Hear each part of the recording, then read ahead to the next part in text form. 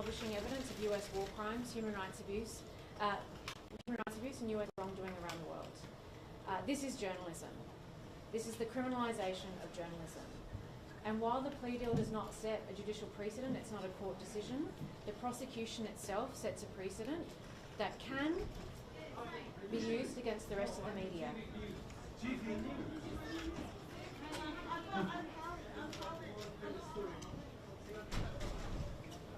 It's important that journalists all around the world understand the dangerous precedent that this prosecution has set.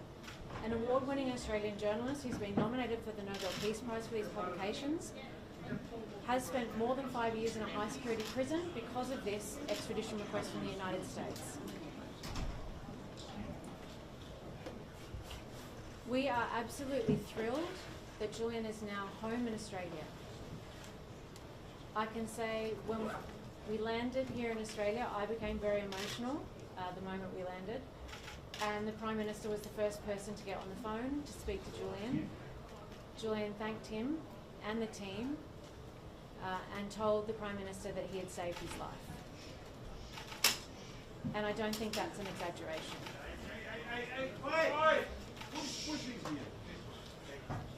Come on.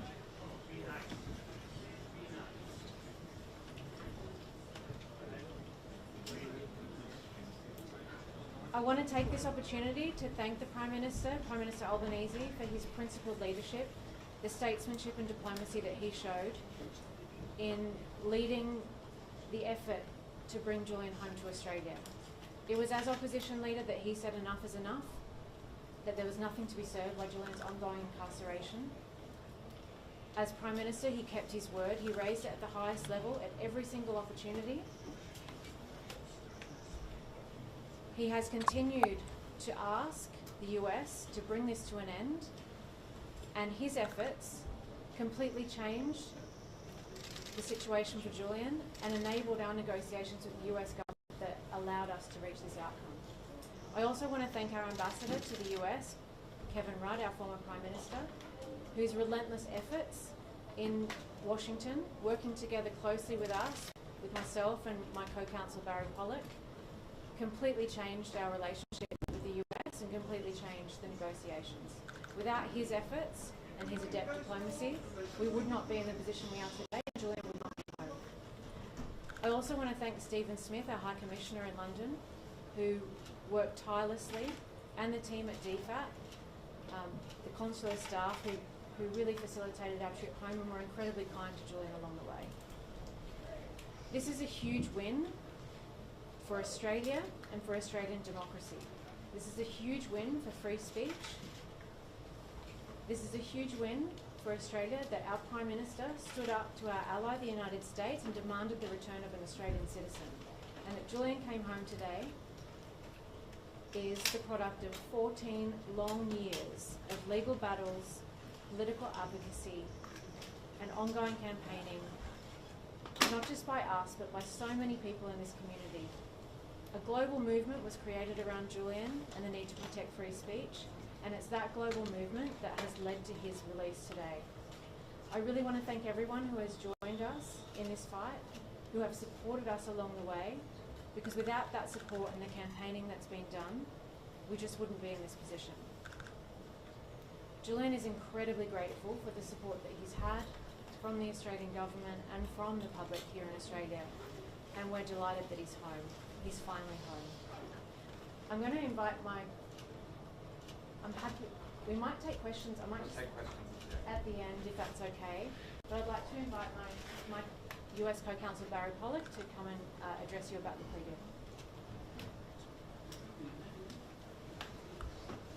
deal. Good evening. Earlier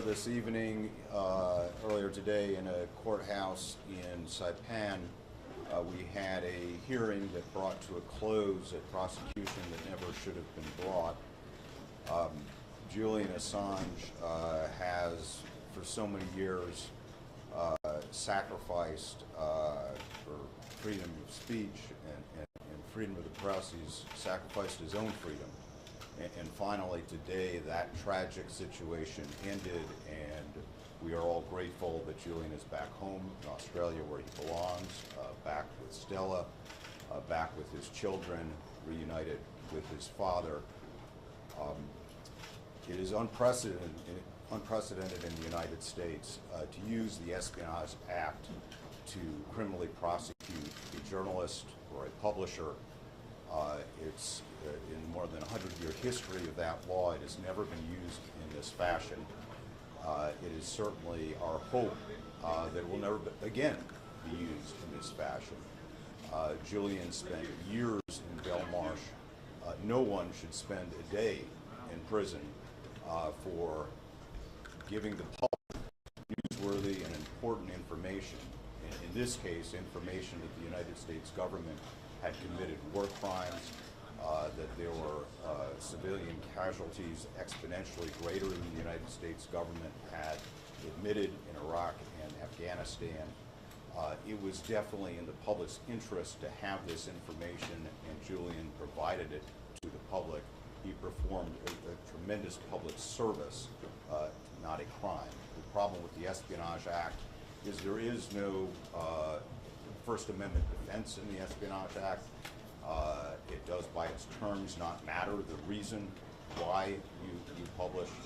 The U.S. for years, the U.S. government has claimed that these publications did great harm. Today in court, the United States government admitted that there is not a single person anywhere that they can produce that was actually harmed by these publications. Hopefully this is the end, not just of the case against Julian Assange, but the end of the case against journalism. Thank you.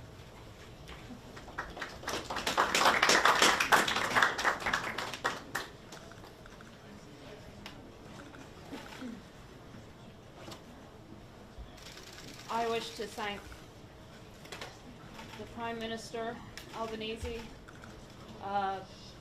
the officials who have been working in DFAT on securing Julian's release. I'd also like to thank the Australian people who have made this possible, because without their support, there would not be the political space to be able to achieve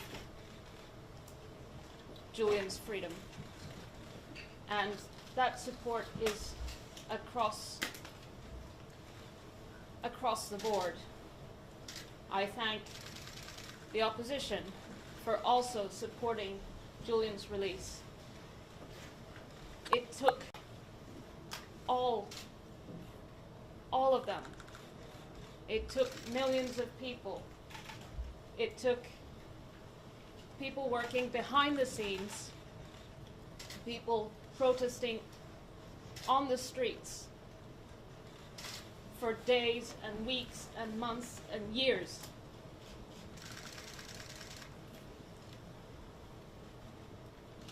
And we achieved it.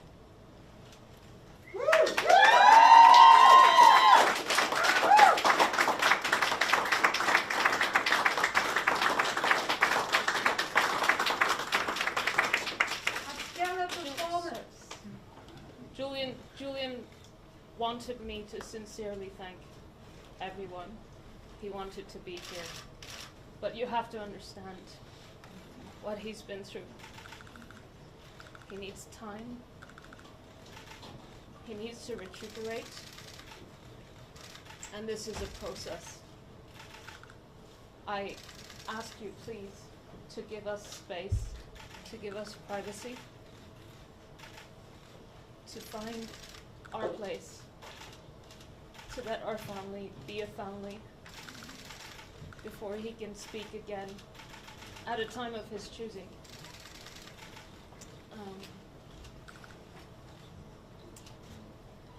I think it's important to recognize that Julian's release and the breakthrough in the negotiations came at a time when there had been a breakthrough in the legal case in the UK, in the extradition, where the High Court had allowed permission to appeal. There was a court date set for the 9th and 10th of July, an upcoming court date in which Julian would be able to raise the First Amendment argument at the High Court. And it is in this context that things finally started to move. I think it revealed how uncomfortable the United States government is in fact of having these arguments aired, because this case, the fact is that this case is an attack on journalism, it's an attack on the public's right to know, and it should never have been brought. Julian should never have spent a single day in prison. But today we celebrate, because today Julian is free.